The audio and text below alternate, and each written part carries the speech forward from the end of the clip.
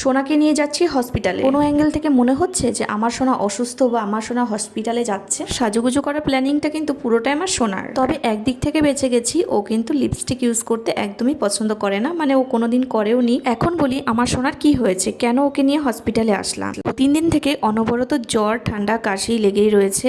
তো মা বললো যে ঠিক আছে এবার ওকে নিয়ে হসপিটালে এবার দেখিয়ে নিয়ে একটা অ্যান্টিবায়োটিকের দরকার।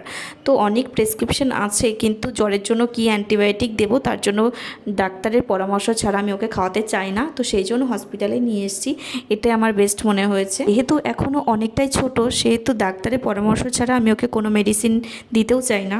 তোমাদের যাদের বাচ্চা আছে তাদেরকে একটা কথা বলি, তোমরা কোনো মেডিসিন 1 থেকে 1.5 মাস হয়ে গেলে সেটা আর খাওয়াবে না, সেটা না খাওয়ানোটাই বেটার মনে করি।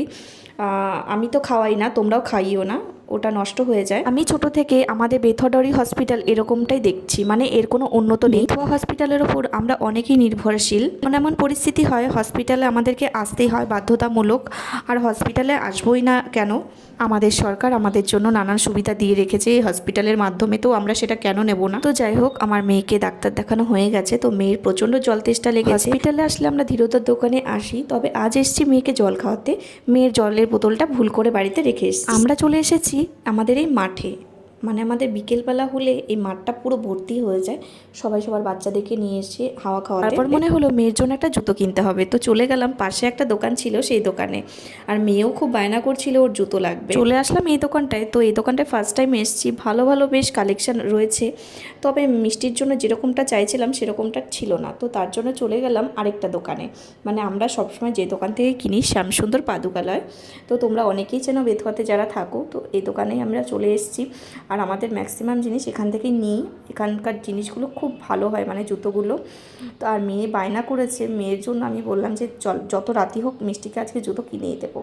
তো মেয়ে তো খুবই এক্সাইটেড ছিল ওর জুতো লাগবে। সত্যি কথা বলতে আমার মেয়ের কিন্তু খুব একটা বায়না নেই, তবে ছোটোখাটো কিছু বায়না করে। আর জুতোটা আমরাই কিনে দিতে চাইছিলাম, তো ও বললো হ্যাঁ আজকে কিনবো, তবে যেটা পছন্দ হবে সেটা ওর লাগবে।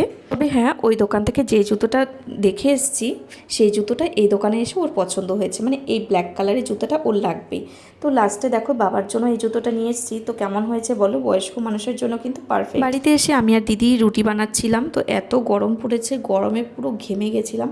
তো দেখো আমাদের কিন্তু এই 10-12টা রুটিতেই হয়ে যায়, মানে 4টে মানুষ আমরা 10-12টা রুটি আমরা খাই।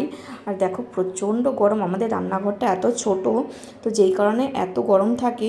আর আমার রুটিগুলো কিন্তু এরকম করে ফোলে, আর আমি একসাথে কিন্তু 4টে 5টা করে রুটি ভাজতে পারি। তোমরা কে কে পারো?